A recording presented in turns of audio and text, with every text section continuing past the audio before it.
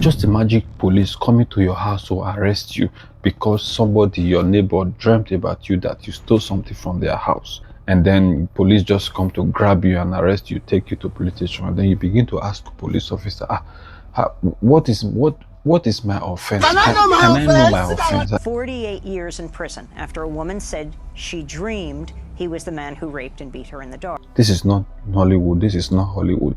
This is a true life story that happened to this young black man who spent 28 years in prison because her neighbor dreamt that he came to her house to do forceful entry on her. You know what I mean? Like the arrow word. This guy was sentenced for 48 years in prison, but he spent 28 years in prison in total. In August 16, 1987, in this place called Denver, in Colorado, United States of America, this 23-year-old young lady who went out to have fun, to have drink with her friends, and then she later returned to her house that same evening after having so much fun with her friends. When she got to her house, of course, she must have been drunk and tipsy and all of that. Fell asleep by 2 a.m. or so, around that kind of time, only to be waken up by a complete stranger, a man who found his way to her house, started assaulting this girl both physically and sexually.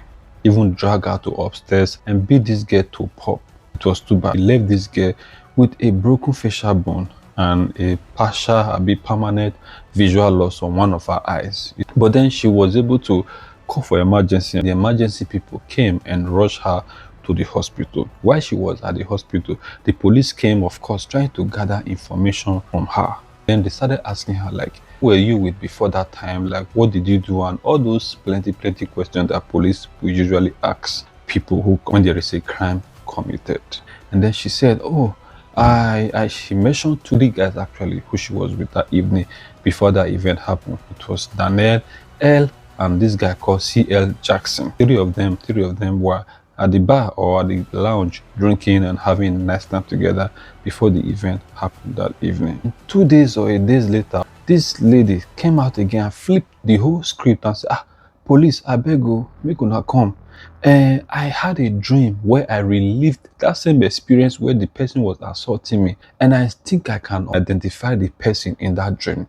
The person she was referring to was her neighbor who has never had a criminal record in his record before. She said, this must be the guy who assaulted me because I saw him in my dream. He must be the one that have done that. This guy's name is Clarence Moses, a young black man who was this girl's neighbor. Like that too, without no further evidence or waste of time, that was how police rushed to this guy and they picked him up. And before you know, my guy landed in the court of law being charged with sexual assault and burglary and all of those offenses. Just like that too. Normally you would think that police would tell the lady like, I beg, go take Panadol, madam, and sleep well, because it'd be like saying that dream is the dream so. But no, they took her word. No evidence, no proof that this guy actually was the one that committed the offense or the crime. So it took just a dream for this guy to be sentenced to 48 years in prison. Just a dream, like a dream. He was charged with sexual assault, burglary, and because of that, the judge sentenced him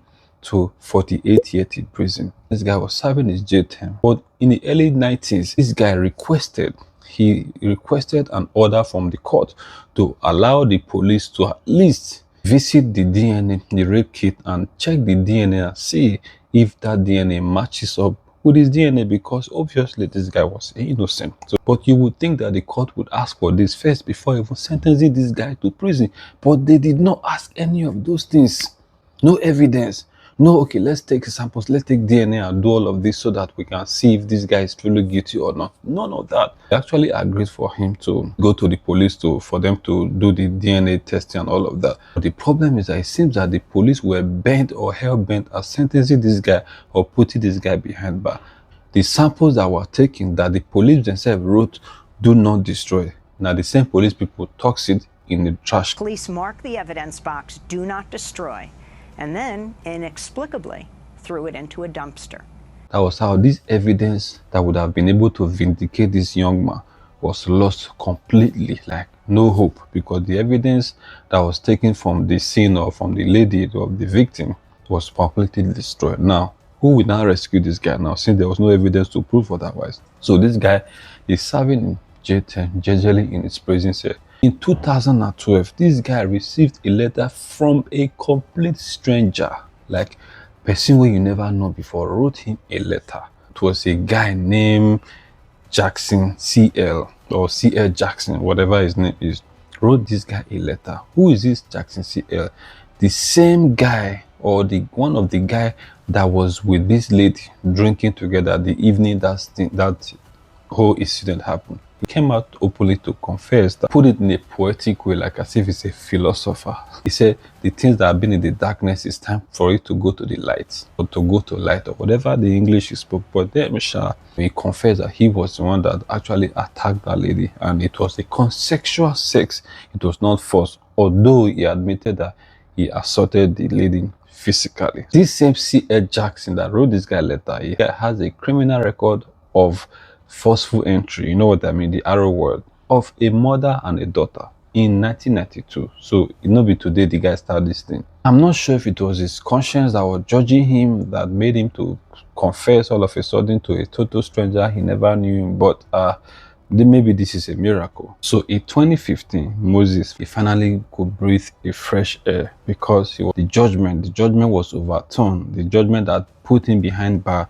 After spending 28 years, he finally could take a fresh air, breathe a fresh air, because the judge acquitted him of all those charges that were brought against him. In 2016 again, they came out and do the retrial, and finally all those charges were dropped, because somebody who did the crime has come out now to say it with his own mouth that he was the one that committed that atrocity. 28 years of his life was wasted for a crime he never committed, just because somebody dreamt about him, that he came to her house to do something to her. Another story.